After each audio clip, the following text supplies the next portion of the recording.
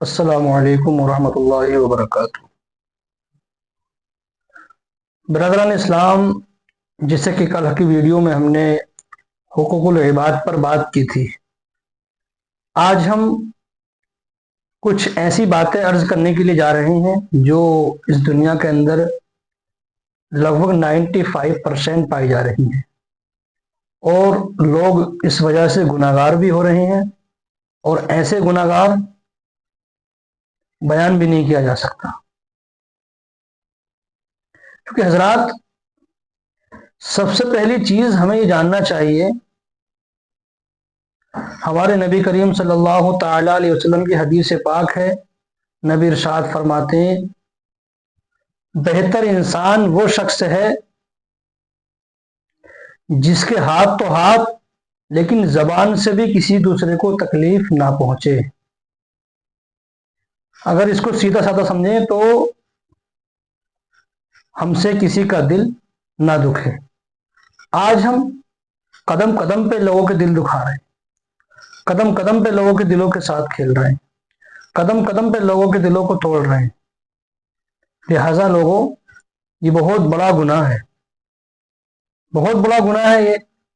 کیا جس نبی کی امت میں آپ پیدا ہوئے ہو، کیا اس نبی نے کسی کا دل دکھایا؟ ہمیں سوچنا چاہیے۔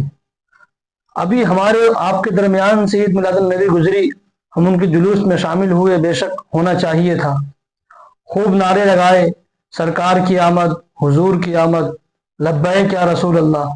بے شک میں ان سب نعروں کا قائل ہوں، لیکن کبھی ہم نے اس وقت میں اپنے گریبان میں جھانک کے دیکھا کہ ہم نے کسی کا دل تو نہیں دکھا ہے، ہم سے کوئی پریشان تو نہیں ہے؟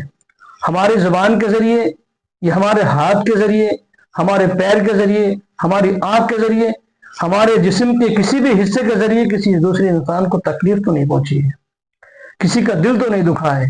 لوگوں، حضرت عمر کا قول ہے، حضرت عمر رضی اللہ تعالی عنہ ارشاد فرماتے ہیں کہ شرک اور کفر کے بعد سب سے بڑا گناہ جو ہے وہ کسی کا دل دکھانا ہے، کسی کا دل توڑنا ہے۔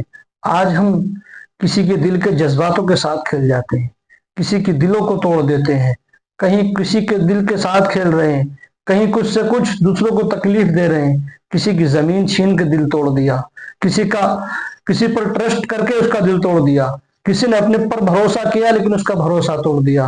لوگوں، یہ بھروسہ، یہ دل توڑنا، یہ بھروسہ توڑنا، یہ بھی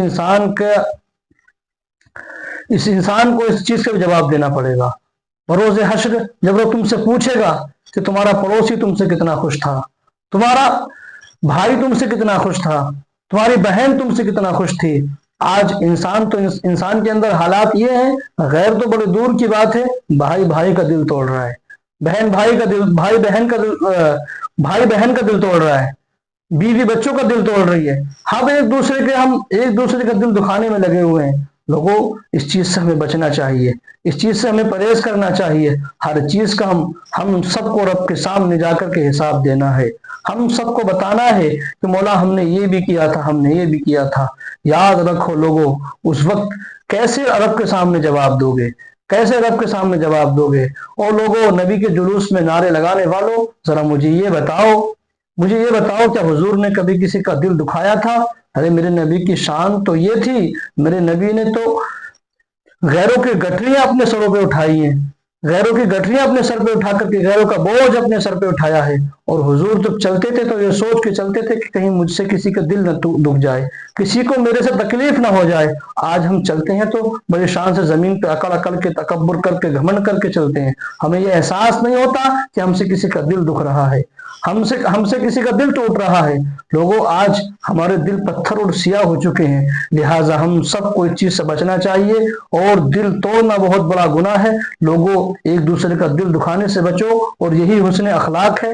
اگر ہم نے اس بات پر عمل کر لیا تو خدا کی قسم ہماری زندگی بھی کامیاب ہو جائے گی اور آخرت بھی کامیاب ہو جائے گی۔ اگر آپ جب اس دنیا سے رخصت ہو کر کے جاؤ گے تو پوری دنیا یہ کہے گی کہ انسان، یہ شخص وہ ہے جو نبی کا وفادار ہے، جس نے نبی کے ہر ایک بات پر، نبی کی بات پر، نبی کے اخلاق پر عمل کیا تھا، یہ وہ شخص ہے جو دنیا سے جا رہا ہے۔ لوگوں ایسے شخص بنو جو جانے کے بعد لوگ تمہاری تعریف کریں، تاکہ اس کا ایڈوانٹیج، اس کا فائدہ آپ کو قبر کے اندر بھی ملے۔